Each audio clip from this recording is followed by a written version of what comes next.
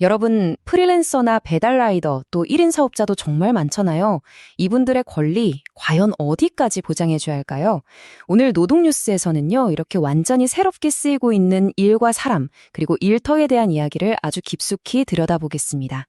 자, 오늘 저희가 함께 살펴볼 이 흥미로운 이야기들은요, 한국갈등전환센터, 그리고 노무법인 신유의 이경무 노무사께서 정리해주신 최신 자료를 바탕으로 하고 있습니다. 그럼 바로 첫 번째 변화의 물결부터 한번 타볼까요? 네, 바로 이 질문. 이게 바로 오늘 우리가 살펴볼 첫 번째 핵심 주제입니다. 일하는 사람이라는 개념 자체가 지금 완전히 새롭게 쓰이고 있거든요. 그러니까 기존의 근로자라는 틀로는 더 이상 담을 수 없는 사람들이 많아지니까요. 이들을 보호하기 위한 새로운 법이 지금 만들어지고 있다는 거죠. 그게 바로 일하는 사람 기본법이라는 건데요. 핵심은 이럽니다. 계약서에 뭐라고 쓰여 있든 상관없이 내 노동을 제공하고 돈을 받는다? 그럼 모두 일하는 사람으로 보고 보호하자는 겁니다. 당연히 기거커도 포함되고요. 뭐랄까 어떤 직업이냐가 아니라 그 자체를 중심으로 사회 안전망을 다시 짜보자는 시도라고 볼 수 있겠죠? 자, 근데 여기서 진짜 재미있는, 아니 정말 중요한 포인트가 뭐냐면요. 바로 근로자 추정 원칙이라는 거예요. 이게 뭐냐면 예전에는 노동자가 제가 근로자입니다 하고 증명을 해야 했잖아요. 이걸 완전히 뒤집는 겁니다. 이제는 반대로 사업주가 이 사람은 우리 직원이 아닙니다 하고 증명해야 하는 거죠. 와, 이건 진짜 게임의 룰이 바뀌는 수준이에요. 자, 이렇게 법적인 정의가 바뀌니까 당연히 현장에서도 힘의 균형이 움직이기 시작합니다. 특히 노조와 기업 사이의 관계에서 아주 흥미로운 변화가 나타나고 있어요. 보세요. 금속노조에서 하청노조들한테 이런 지침을 내린 겁니다. 이제 하청업체랑만 얘기하지 말고 진짜 사장인 원청이랑 직접 교섭하세요. 와, 이건 정말 그동안의 판을 완전히 뒤엎는 굉장히 큰 변화의 시작이라고 볼 수 있습니다. 이런 움직임이 왜 나오나 했더니 바로 그 유명한 노란봉투법 시행령이 만들어지는 과정하고 맞물려 있어요. 원청한테도 책임을 묻겠다는 건데 보시는 것처럼 이걸 구체적으로 어떻게 할 거냐를 두고 노동계랑 경영계 입장이 정말 팽팽합니다.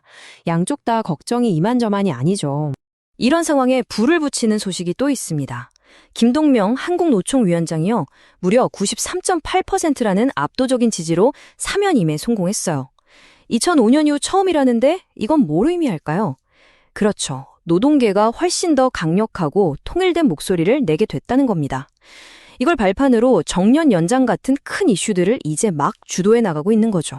자, 지금까지는 좀 딱딱한 법이랑 제도 얘기를 해봤는데요. 이제 분위기를 바꿔서 앞으로 우리와 함께 일하게 될 아주 특별한 동료들을 만나볼 시간입니다. 하나는 쇠로 만들어졌고 다른 하나는 생각으로 만들어졌죠. 바로 로봇, 그리고 새로운 리더입니다. 15만 달러. 우리나라 돈으로 하면 대략 2억 원 정도 될까요? 이 숫자가 뭘 의미할까요? 어쩌면 미래 공장의 풍경을 완전히 바꿔놓을지도 모르는 가격표입니다. 이게 바로 현대차가 선보인 휴머노이드 로봇 아틀라스 한 대의 예상 가격입니다. 제조업 노동자 2년치 연봉이랑 맞먹는 금액이죠? 근데 생각해보세요. 이 로봇은 지치지도 않고 쉬지도 않고 일하잖아요? 그러면 2년이면 투자금을 다 뽑는다는 계산이 나오는 겁니다. 이렇게 한쪽에선 아틀라스 같은 첨단 기술이 막 들어오고 있는데 또 다른 한쪽에선 아주 역설적이게도 리더십의 인간적인 측면을 다시 보고 있어요. 하버드 비즈니스 리뷰에서 이런 말을 합니다. 진짜 최고의 리더는 명령하는 사람이 아니라 엔지니어, 고객, 심지어 비판하는 사람의 말까지 잘 듣는 훌륭한 팔로워라고요. 듣는 능력이 이제는 핵심 기술이라는 거죠. 자, 이런 변화들이 모여서 현대 직장에 아주 새롭고 좀 복잡한 문제를 던져주고 있습니다. 바로 직장 내 괴롭힘 문제인데요. 근데 그 방향이 우리가 흔히 생각하는 것과 반대입니다. 아래에서 위로 향하는 괴롭힘에 대한 이야기예요. 이걸 역권력 괴롭힘이라고 부르는데요. 예전엔 상상하기 힘들었죠. 근데 조직이 점점 수평적으로 바뀌면서 이런 현상이 나타나기 시작한 겁니다. 이제는 기업들도 이거 어떻게 해야 하지? 하고 심각하게 고민해야 하는 문제가 된 거죠. 그리고 이게 그냥 말 한두 번 안 듣는 수준이 아닙니다. 이 표를 좀 보세요. 일부러 일을 늦추거나 지시를 거부하는 것부터 시작해서 뒤에서 막 헛소문을 퍼뜨리거나 심지어 일부러 엉뚱한 보고를 올려서 곤란하게 만드는 것까지 정말 그 종류가 다양하고 교묘합니다. 자, 이렇게 법도 바뀌고 로봇이 동료가 되고 조직 문화도 변하고 정말 정신없죠. 이 모든 변화의 한가운데서 우리가 절대로 놓치지 말아야 할 가장 근본적인 건 과연 뭘까요?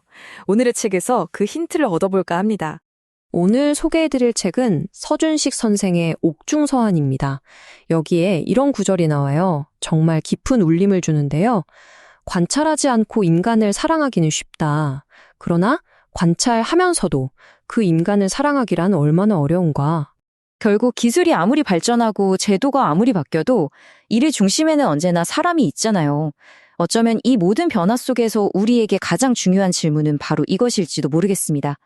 여러분은 지금 바로 옆에서 함께 일하는 동료를 얼마나 제대로 관찰하고 또 이해하려고 노력하고 계신가요?